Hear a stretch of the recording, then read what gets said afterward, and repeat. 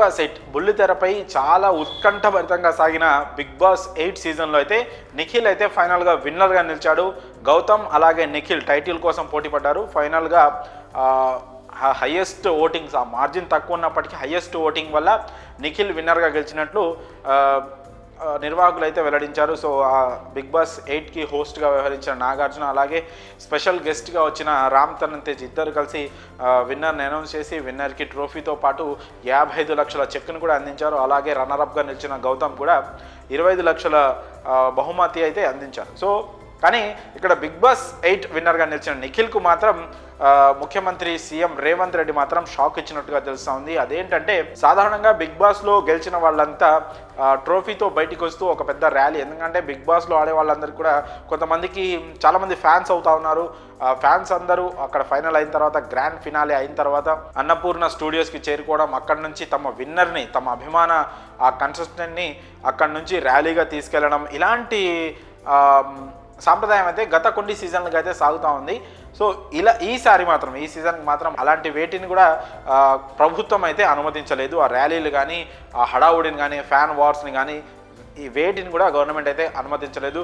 గట్టి పోలీస్ భద్రత అయితే వాటిని ఎక్కడికక్కడ అభిమానులు వచ్చిన వాళ్ళని కూడా, అన్నపూర్ణ స్టూడియోస్కి వచ్చిన వాళ్ళని కూడా మళ్ళీ వెనక్కి పంపించడం అయితే జరిగింది. ఒక రకంగా బిగ్ బాస్ 8 విన్నర్ నిఖిల్కి మాత్రం ప్రభుత్వం షాక్ ఇచ్చిందనే చెప్పుకోవచ్చు.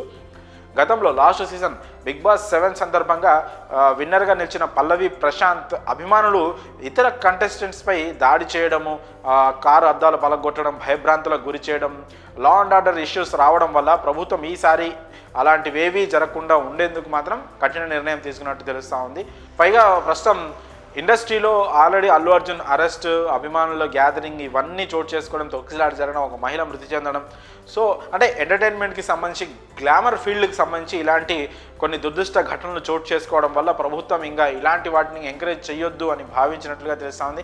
అందులో భాగంగానే ఇప్పుడు ఈ బిగ్ బాస్ 8 విన్నర్ ర్యాలీని ఏదైతే అది జరగకుండా అభిమానులను అక్కడ నుంచి పంపేయడం జరిగింది. అప్పటికి కూడా గౌతమ్ అలాగే నిఖిల్ అభిమానుల మధ్య అక్కడ ఒక ఉద్రిక్త వాతావరణం కూడా అన్నపూర్ణ స్టూడియోస్ దగ్గర రాత్రి సమయంలో చోటు చేసుకున్నట్లు కూడా తెలుస్తూ ఉంది. సో అందుకనే గట్టి పోలీస్ భద్రత ఏర్పాటు చేశారు. పెద్ద ఎత్తున అక్కడ బందోబస్తు పెట్టి మరి అభిమానులను రాకుండా వచ్చిన వాళ్ళని ఇంటికి పంపించడం జరిగింది.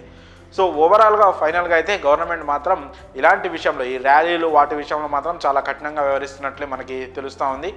సో ఒక విధంగా నిఖిల్ నిరాశ చెందినప్పటికీ కూడా ఇది ఒక మంచి నిర్ణయంగానే నెటిజన్లు కావచ్చు, ప్రజలు కావచ్చు భావిస్తూ ఉన్నారు. మరి దీనిపై అంటే బిగ్ బాస్ విన్నర్ని ర్యాలీలకి అనుమతించకపోవడంపై ప్రభుత్వం మీ అభిప్రాయాలను కామెంట్స్ రూపంలో తెలియజేయండి.